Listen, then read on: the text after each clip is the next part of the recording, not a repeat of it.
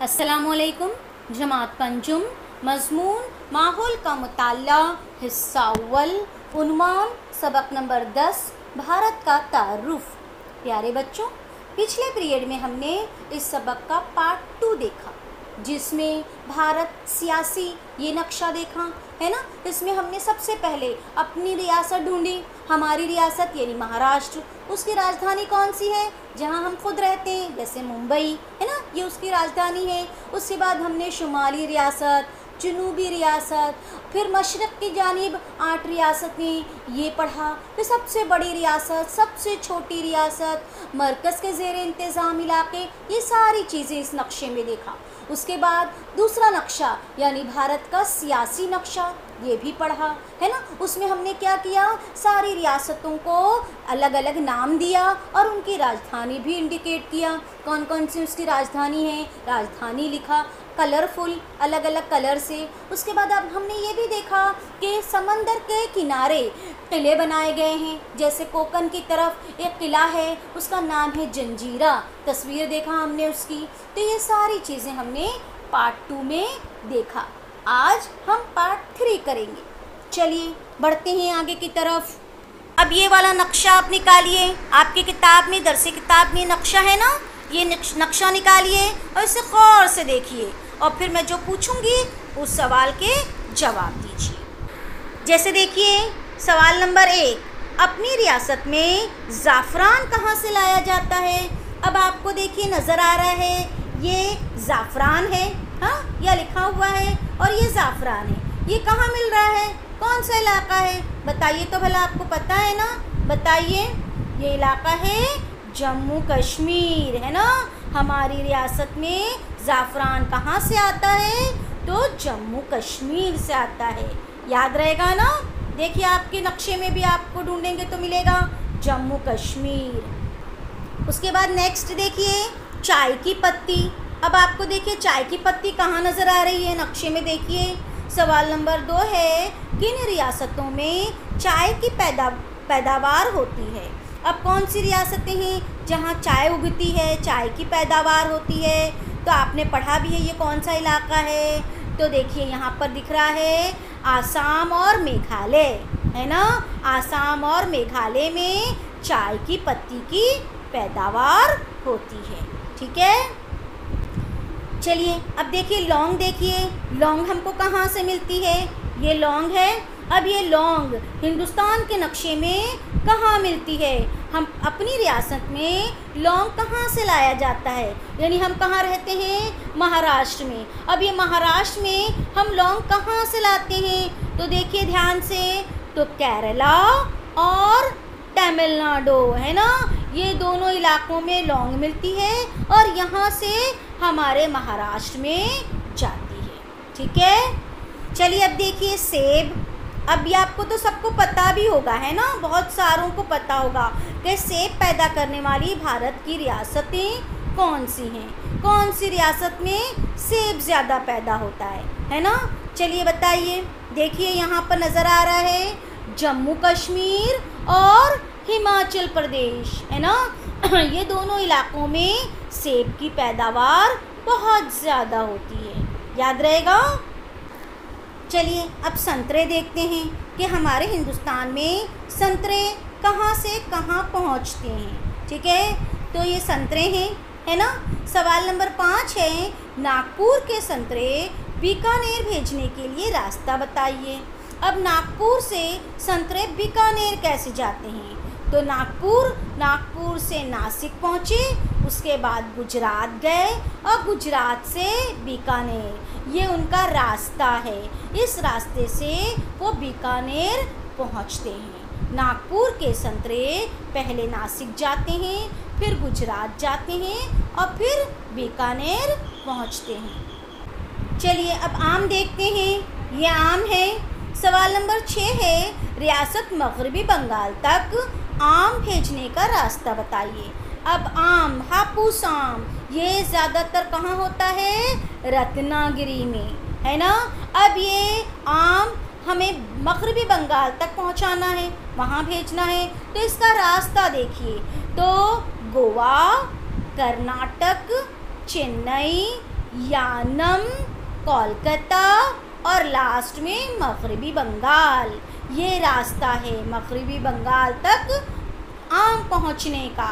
तो आम कहाँ से, रत्नागिरी से पहुंचाते हैं कहाँ तक, मगरबी बंगाल में। पहले गोवा जाता है, फिर कर्नाटक जाता है, फिर चेन्नई, फिर यानम, फिर कोलकाता और लास्ट में मगरबी बंगाल। याद रहेगा ना।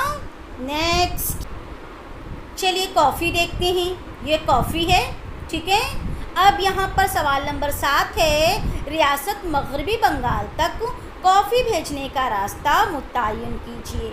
अब ये कॉफ़ी कहाँ मिल रही है, तो देखिए आपको यहाँ नज़र आ रहा है केरला, है ना। केरला में कॉफ़ी बनती है, मिलती है। अब यहाँ से मगरबी बंगाल का रास्ता बताना है कि मगरबी बंगाल तक, केरला से मगरबी बंगाल तक कॉफ़ी कैसे भेजें, रास्ता बताना है। तो केरला से चेन्नई, चेन्नई से यानम, यानम से कोलकाता और कोलकाता से मगरबी बंगाल। ये रास्ता है कॉफ़ी को केरला से मगरबी बंगाल तक पहुंचाने का। चलिए प्याज देखते हैं। प्याज, ये प्याज की तस्वीर है। अब प्याज कहाँ मिलती है, तो नासिक में। देखिए आपको यहाँ नासिक में प्याज मिल रही है ना। अब सवाल नंबर 8 है, महाराष्ट्र की प्याज रियासत अरुणाचल प्रदेश तक किस रास्ते से भेजें। अब ये नासिक यानी महाराष्ट्र, ये महाराष्ट्र से अरुणाचल प्रदेश तक प्याज कैसे भेजेंगे, तो नासिक से कोलकाता, कोलकाता से मेघालय और मेघालय से अरुणाचल प्रदेश, है ना। ये रास्ता है प्याज को भेजने का। प्याज महाराष्ट्र से कोलकाता, कोलकाता से मेघालय, मेघालय से अरुणाचल प्रदेश तक जाती है। चलिए नक्शे में आपको बैनुल अक़वामी सरहद बतानी है। बैनुल अक़वामी सरहद हमारे हिंदुस्तान की, यानी ये यहाँ से जो ये ऐसे जा रही है ना, ये जो लाइन जा रही है, ये लकीर जा रही है, ये हमारी बैनुल अक़वामी सरहद है। समझ में आया। अब आपको रियासती सरहद बतानी है, यानी आपने बैनुल अक़वामी सरहद तो देखा। बैनुल अक़वामी सरहद का मतलब है कि हमारा मुल्क और आसपास में दूसरा मुल्क, है ना। तो ये हमारा मुल्क हुआ। उसके बाद अब यहाँ पर आपको रियासती सरहद बतानी है। रियासती सरहद यानी हमारे मुल्क के अंदर अलग अलग जो रियासतें हैं उनको बांटने वाली जो लकीर है वो रियासती सरहद कहलाई। जैसे ये एक अलग रियासत बन गई, यहाँ जो लकीर बनी इससे अलग रियासत बनी, ये गुजरात हो गया। यहाँ ये जो लकीर है इससे ये अलग रियासत हो गई, ये महाराष्ट्र हो गया। ये लकीर से ये मध्य प्रदेश हो गया अलग रियासत। ये लकीर से ये राजस्थान हो गया अलग रियासत। यहाँ ये इस लकीर से ये कर्नाटक हो गया अलग रियासत। यानी ये जो लकीरें हैं ये क्या कर रही हैं, रियासतों को बांट रही हैं। तो ये क्या कहलाई, रियासती सरहद। याद रहेगा। चलिए अब आपको मुल्क की राजधानी बतानी है। हमारे मुल्क की राजधानी कौन सी आपको पता है ना। देखिए यहाँ पर है, हमारे मुल्क की राजधानी है दिल्ली।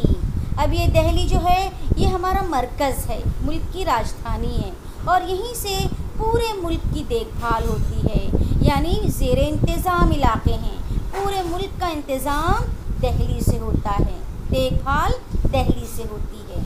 ठीक है। अब यहाँ देखिए आप कौमी शाहरा। कौमी शाहरा, शाहरा का मतलब होता है सड़कें, है ना। कौमी शाहरा यानी पूरे हिंदुस्तान में जो फैली हुई सड़कें हैं जो आपस में एक रियासत को दूसरी रियासत से मिलाती हैं, एक रियासत से दूसरी रियासत को मिलाती हैं, ये क्या कहलाती हैं, कौमी शाहरा। बहुत सारी सड़कें नज़र आ रही हैं ना, ये सारी की सारी क्या कहलाई, कौमी शाहरा, या आपस में रियासतों को मिला रही हैं। अब यहाँ पर आपको सुनहरी चौगोशा ये देखना है। सुनहरी चौगोशा यानी ऐसी चौगोशा नहीं है वो भी सड़क, लेकिन चार तरफ से चार हिस्सों को मिलाने वाली सड़क, है ना। इसलिए इसे कहा गया सुनहरी चौगोशा। यानी चार बड़े बड़े शहर जैसे दिल्ली मरकज़, मुंबई ये हमारा जो शहर है ना, उसके बाद चेन्नई ये भी बहुत बड़ा शहर है, और कोलकाता। 4 बड़े शहरों को मिलाने वाली सड़क को कहा गया सुनहरी चौगोशा। याद रहेगा। अब यहाँ देखिए, मशरिक़ मग़रिब को मिलाने वाली कौमी शाहराह, यानी शाहराह सड़क है ना, तो जो मशरिक़ से मग़रिब को मिलाए है ना, ये सड़क कहलाई मशरिक़ मग़रिब को मिलाने वाली कौमी शाहराह, यानी सड़क जो मशरिक़ से मग़रिब को मिला रही है। ठीक है। वैसे ही यहाँ देखिए, शुमाल जुनूब को मिलाने वाली कौमी शाहराह, तो ये शुमाल है, शुमाल से जुनूब की तरफ आ रही है कौमी शाहराह, यानी सड़क ये शुमाल से जुनूब को मिला रही है। अब आपको यहाँ पर अहम हवाई रास्ते बताना है। हवाई रास्ते यानी जहाँ एरोप्लेन चलते हैं है ना, उसमें अहम हवाई रास्ते, तो ये 4 बड़े शहर हैं है ना, ये चारों दिल्ली, मुंबई, चेन्नई, कोलकाता, ये चारों अहम शहर में जो हवाई रास्ते हैं वो इस तरह से एक दूसरे को आपस में मिला देते हैं, जोड़ देते हैं। ठीक है। तो ये हवाई रास्ते हैं, आपस में इस तरह से भी जोड़ते हैं है ना, तो ये सारे जो रास्ते हैं ये हवाई रास्ते कहलाए। ठीक है। अब यहाँ देखिए, अहम आबी रास्ते। अब आपने इससे पहले कई बार पढ़ा है ना कि हमारा मुल्क 3 तरफ से समंदर से घिरा हुआ है ना, जजीरा नुमा है। यहाँ बहरे बंगाल है ना, मशरिक़ की जानिब बहरे बंगाल, जुनूब में बहरे हिंद और मग़रिब में बहरे अरब। इस तरह से तीनों तरफ से समंदर से घिरा हुआ है ना। अब यहाँ पर आबी रास्ते यानी पानी के रास्ते, जो शिप चलती है, बड़े बड़े जहाज़ चलते हैं ना, तो ये आबी रास्ते से एक दूसरे की जगह पहुँचते हैं। जैसे मुंबई है ना, आपने यहाँ मुंबई के साहिल पर आप जाते हैं, जैसे आप जुहू चौपाटी जाते हैं, आब नज़र आता है, पानी नज़र आता है, तो आप गेटवे भी जाते होंगे, वहाँ बड़े बड़े स्टीमर जहाज़ नज़र आते हैं ना, तो वहाँ से वो रास्ता है, वो रास्ते से कहाँ पहुँचते हैं, तो पणजी, गोवा, पणजी जाते हैं, फिर कर्नाटक में बेंगलुरु जाते हैं, फिर कोचीन जाते हैं केरला से, तिरुवनंतपुरम जाते हैं, फिर रामेश्वरम जाते हैं, पडुचेरी जाते हैं, चेन्नई जाते हैं, विशाखापट्टनम जाते हैं, भुवनेश्वर जाते हैं। इस तरह से ये हावड़ा, लास्ट में यहाँ हावड़ा है, यहाँ तक ये रास्ता है। अब यहाँ जहाँ पर भी जाना हो वो ऐसे ऐसे जाते हैं और अपने इलाके तक पानी के रास्ते से पहुँच जाते हैं। ठीक है। अब आपको पता है, आपको याद भी रखना है ये चीज़ें कि हमारे मुल्क में नबातात, जानवर, परिंदे सब में तनव्वु मिलता है, फ़र्क मिलता है ना। आपने पढ़ा है, जंगलाती इलाके में जाएं तो ये तनव्वु हमें आसानी से नज़र आता है। आप यहाँ तस्वीर में देख रहे हैं, जंगल है, उसमें कई किस्म के परिंदे हैं, कई किस्म के जानवर हैं है ना, सब एक साथ रहते हैं है ना। तो ये तनव्वु हमें जो दिखाई दे रहा है, हमें इसकी हिफाजत करनी चाहिए है ना। आजकल क्या हो रहा है, लोग जानवरों को मार देते हैं, ख़त्म कर देते हैं, जंगलात को काट देते हैं। जब जानवरों का शिकार होता है, उसी तरह परिंदों का भी शिकार होता है, यानी ये ख़त्म हो रहे हैं। तो हमें क्या करना है, इनकी हिफाजत करनी है ताकि ये ख़त्म ना हो। ठीक है। अब यहाँ पर देखिए हमने क्या सीखा वो देखेंगे। हमने नक्शे के ज़रिए भारत का तारुफ हासिल किया है ना। उसके बाद भारत की ज़मीनी शक्लें, आबी शक्लें मालूम की। उसके बाद भारत की मुख्तलिफ़ ज़ुबानों, लिबास, ईद, त्यौहार, खुसूसियात सब की मालूमात सरगर्मी के ज़रिए हासिल की। उसके बाद भारत की चंद ज़रई पैदावार और आमदरफ्त के रास्तों का तारुफ हासिल किया। ये सारी चीज़ें जो हमने सीखी हैं उसको जहन में याद रखना है, जहन नशीन रखना है।